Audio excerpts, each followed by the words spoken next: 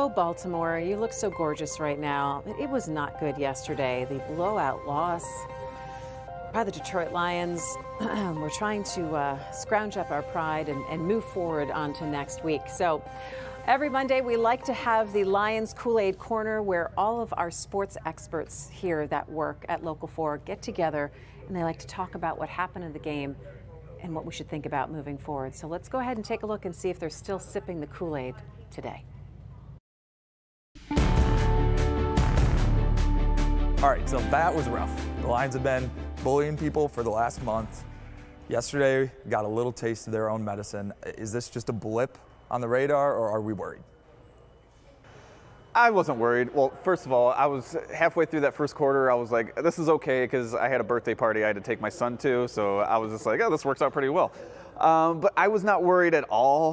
They were due for a dud game. I think we all knew that, we were getting really lucky riding this high, and yeah, they got served a slice of humble pie yesterday. I'm not worried. I mean, I come from the camp of, if you're going to have a bad game, have it bad in all phases. Just purge it, get it all out, and regroup.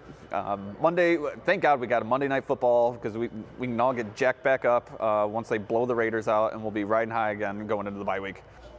Now, though I respect all of that, like everything you said was right, it was just the matter at which they lost. So, like, I'm cool with them losing, but like by a billion points is just a bit too many. So I got a little afraid when I saw that, but same situation. I was like, you know what? I have things to do. So this is fine for me, so I get it. We have stress-free wins lately, right, but this was a stress-free loss.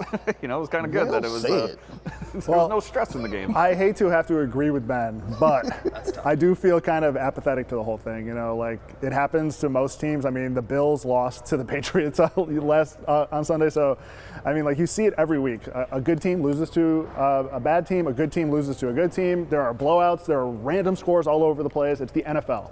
Like things happen. It's really about like how do you react to it, and so we'll see how they come out on Monday night against a very, very beatable team. But I'm not super worried about it. The Packers also lost to the terrible Broncos. So and the Vikings are probably going to get killed by the 49ers tonight. So in terms of the division and making the playoffs, I don't feel like this moved the needle for me at all.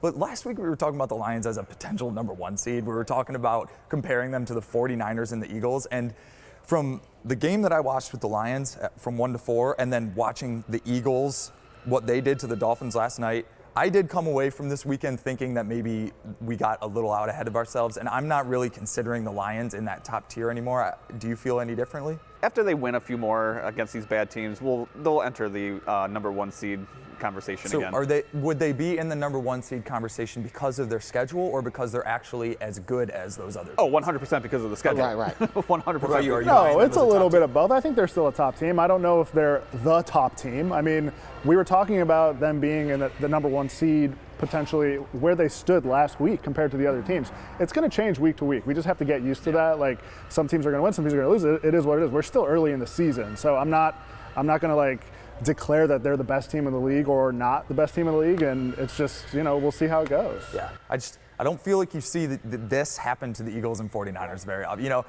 They lose games. Last week they both lost games that were a little surprising, but it was the way that the Lions were just dominated in every facet. It's fresh in my mind. It's still kind of, affecting me. But we need to remember that, the 49ers and the Eagles have had sustained playoff runs in the last several years. They're very weathered teams. They're veteran teams. They've been winning for years. We keep forgetting that the Lions just started learning how to win like 5 seconds ago. So they're still gonna have games like they did yesterday, and it's just part of the growing experience, I think. The trade deadline's coming up, and we saw a lot of holds yesterday. We're not going to overreact to them, but if you could only add one out of a pass rusher or a cornerback, what would be your top priority?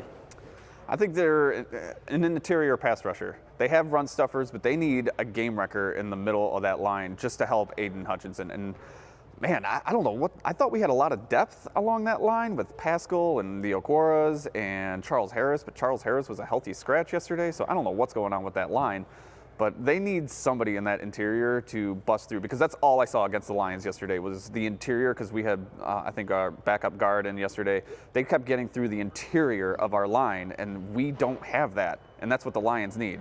And they need a cornerback. Jerry Jacobs has been balling ever since that Seattle game, but they need. Well, you saw what happened when he's not there. Yeah, I would love to go see us go land like Patrick Surtain or something like that. That's what they need. What about you, Carl? Listen, I don't have any names, but I need help for Hutch real bad because like I see him doing all the moves and spinning it. Everybody is used to that now, and there's only so much that one man can do. So please help him out because that was hard to watch. Like he's spinning like a top for 4 hours, and that's beautiful. But like somebody else got to do it. Yeah, I agree. I mean, something on the pass rush, but the trade deadline is so hit or miss in the NFL. If they want to give up one of them, we always laugh like they're going to give up like a 6th-round pick for a Pro Bowler. Yeah, sure, for sure. Brian Branch. Give them like 12 6th-round picks. No, it is what it is. Yeah, But yeah. I think you rarely see a true Super Bowl contender that doesn't have a good pass rush, whether it was the Chiefs or all of those good Patriots teams that always could rush the passer. And I think the Lions are at least one guy away.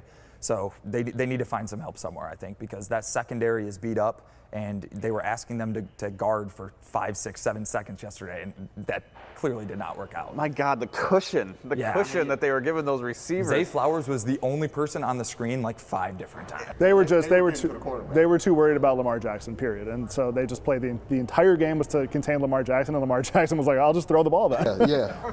And that's what we saw. Well, the Lions struggle against mobile quarterbacks. Luckily, there's only really one mobile quarterback in the NFC on a team that matters, and that's Jalen Hurts, right? So hopefully this kind of thing doesn't really come up in the big time games. So anyways, we're moving on to Monday night, right? As long as they take care of business, look good against the Raiders, we're just sweeping this one under the rug and moving on. Because we all would have taken 5-2 to start the season, right? Yeah. So 6-2 going into the bye. Yeah, I'll feel you'll good take then. it. Yeah. Lions So- by 100 versus the Raiders. So That's my we prediction. still do drinking. this. Still do this.